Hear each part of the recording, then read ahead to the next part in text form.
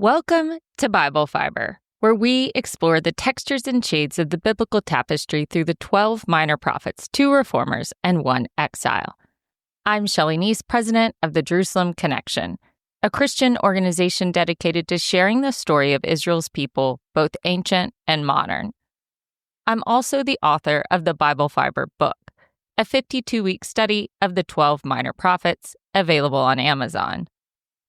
This week, we're examining Ezekiel 32, the final chapter of 8 that constitutes his oracles against the nations. This chapter also concludes the series of 7 oracles against Egypt. It consists of lamentations for Pharaoh and the Egyptian forces, symbolically depicting their defeat and descent into Sheol. This 6th oracle against Egypt came to Ezekiel on March 3, 585 BCE. 2 years after the previous oracle and 2 months after news of Jerusalem's fall reached the exiles. By this time, new refugees lived among them in Tel Abib, and they were hearing Ezekiel's prophecies for the first time. All hope of Egyptian intervention was lost. Ezekiel raised a final lament for Pharaoh, saying, "You consider yourself a lion among the nations, but you are like a dragon in the seas. You thrash about in your streams, trouble the water with your feet, and foul your streams."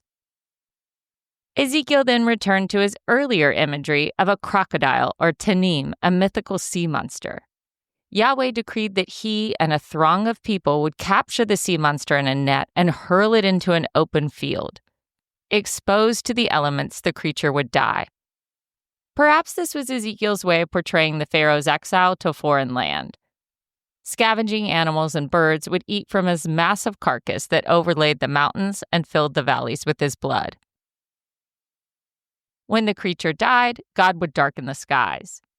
He said, "All the shining lights of the heavens I will darken above you and put darkness on your land." Darkening the sun, moon, and stars was reminiscent of the Exodus, the last time God confronted the Pharaoh by displaying his power over all of nature. God also vowed that he would wipe out all of Egypt's livestock.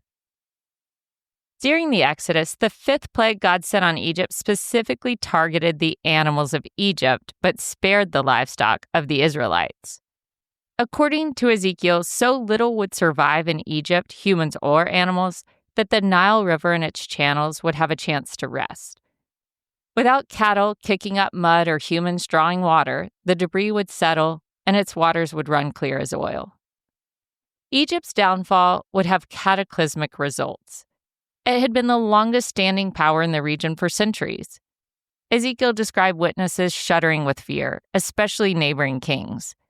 If the mighty Egyptian Pharaoh could be overthrown and killed, they feared the certain death that awaited them. Ezekiel once again clarified that the earthly force behind Egypt's demise would be Nebuchadnezzar.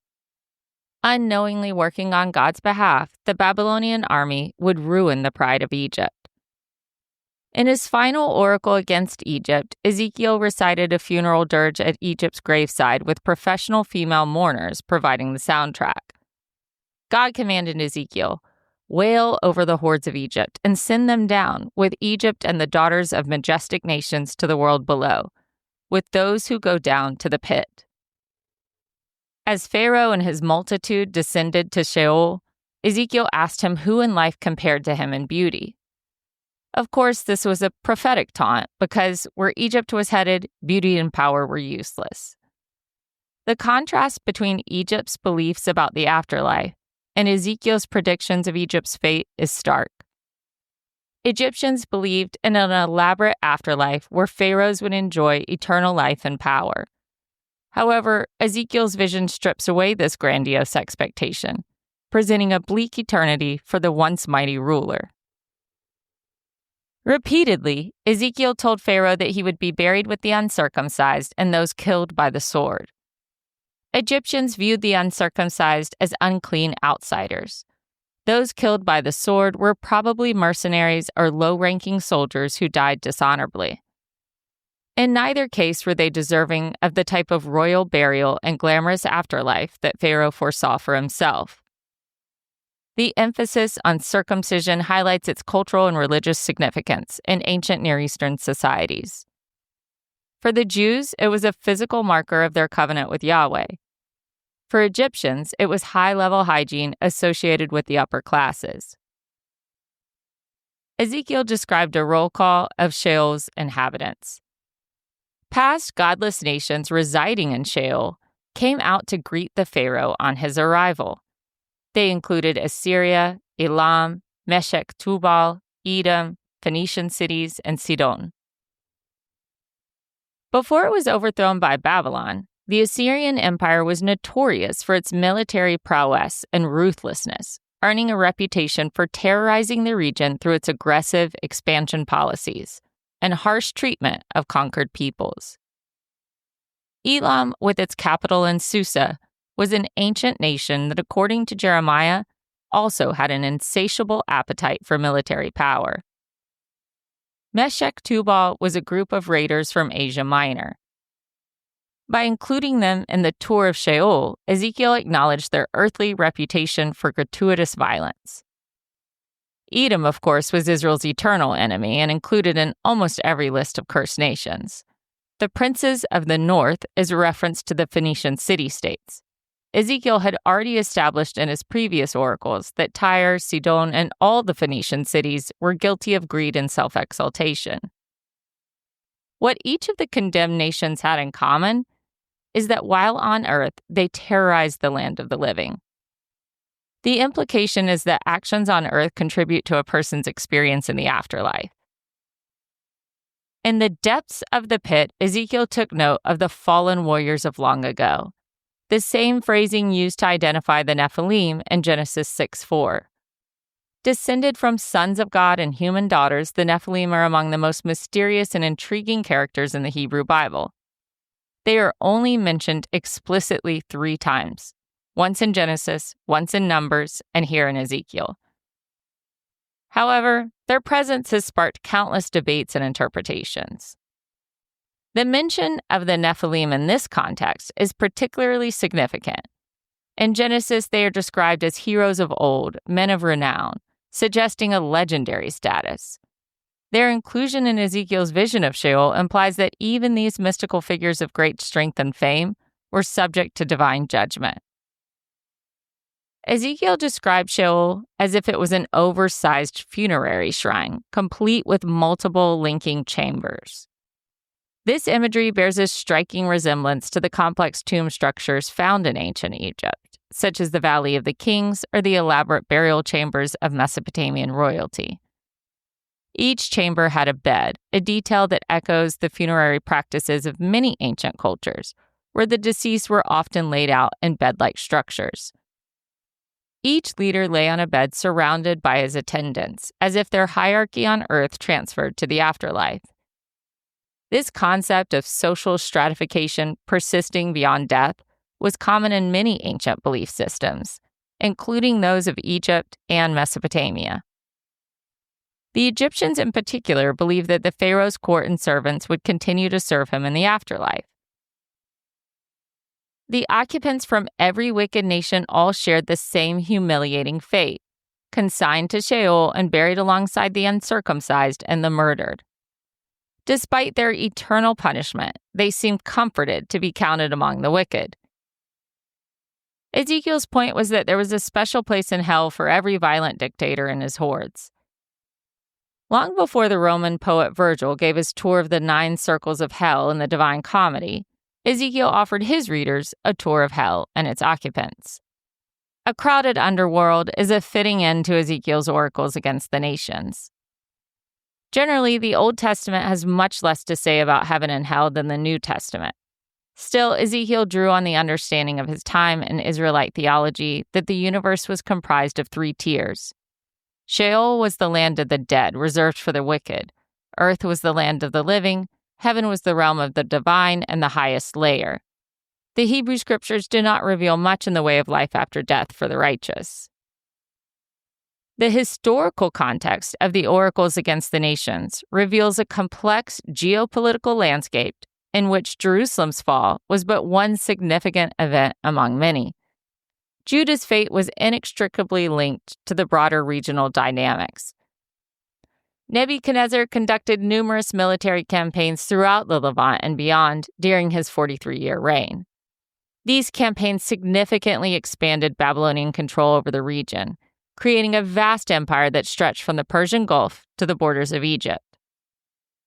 Archaeological evidence, including the Babylonian chronicles and various inscriptions, corroborate the biblical account of Nebuchadnezzar's conquest. The infamous Nebuchadnezzar Chronicle, for instance, details his military exploits in the Levant, including the capture of Jerusalem in 597 BCE. This expansionist policy reshaped the political landscape of the ancient Near East, toppling long-standing powers and redrawing boundaries. Unlike Israel, who would return from exile and rebuild, the enemy nations addressed in Ezekiel's oracles had no promised future of restoration. To the rest of the ancient Near East, Israel may have appeared as an insignificant player on the regional stage, particularly when compared to powers like Egypt, Babylon, or Assyria. However, in the prophetic worldview, Israel occupied a central position in God's plan for the entire world. As for Egypt, the historical record presents a more nuanced picture than the total devastation prophesied by Ezekiel. External evidence for a full-scale Babylonian military attack on Egypt during Ezekiel's lifetime is lacking. However, there is some indication that the Babylonian army did conduct a campaign against Egypt approximately 19 years after Jerusalem's fall. The Babylonian Chronicles suggest that Nebuchadnezzar led an expedition against Egypt around 568 or 567 BCE, though the extent and the outcome of this campaign remain debated among historians.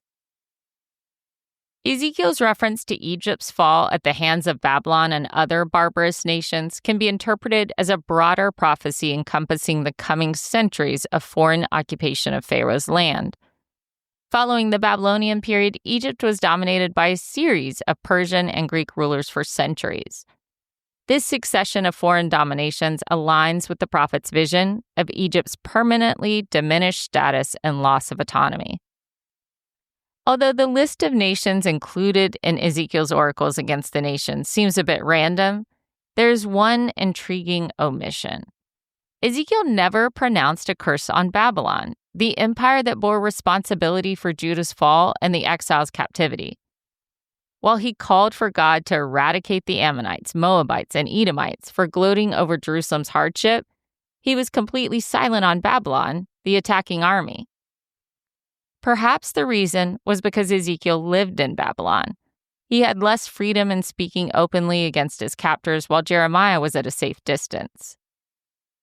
Another possible explanation for this absence is that Ezekiel's oracles often served a dual purpose, delivering judgment while also providing hope for restoration.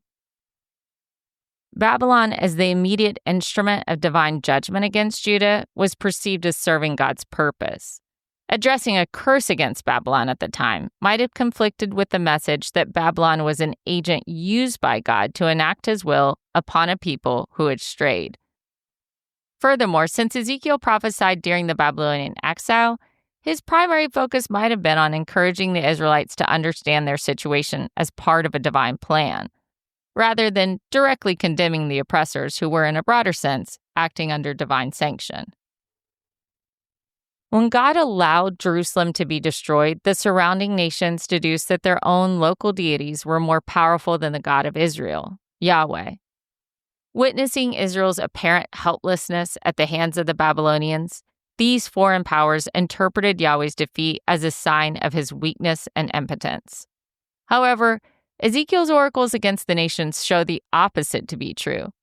Through these scathing prophecies, Ezekiel asserts that God is in control of all history, not only the affairs of Judah. Ezekiel wanted his audience, both Israelite exiles and the surrounding nations, to understand that Jerusalem's defeat was not a defeat of Yahweh. Despite the destruction of the earthly throne in Jerusalem, God still stood supreme on his heavenly throne, sovereign over all creation. 19 times throughout the oracles against the nations, Ezekiel repeats a pivotal recognition formula, in which he declares that the intended outcome of Judah's punishment, as well as the judgment on every nation, was for the whole earth to recognize Yahweh's unparalleled sovereignty. The message is that God asserts his dominion over human affairs so that all nations and peoples will come to acknowledge him as the one true God.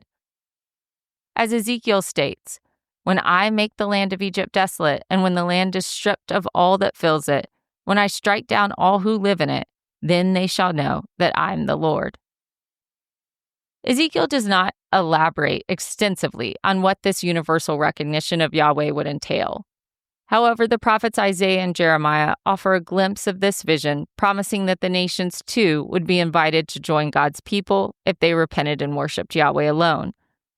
This expansive, inclusive theology foreshadows the global mission that would later become central to the message of Christianity. Thank you for listening, and please continue to take part in this Bible reading challenge. For all the biblical references each week, see the show transcript on our blog or by signing up for our emails at thejerusalemconnection.us. Sign up and get a free downloadable gift. Shabbat Shalom and Am Israel Chai.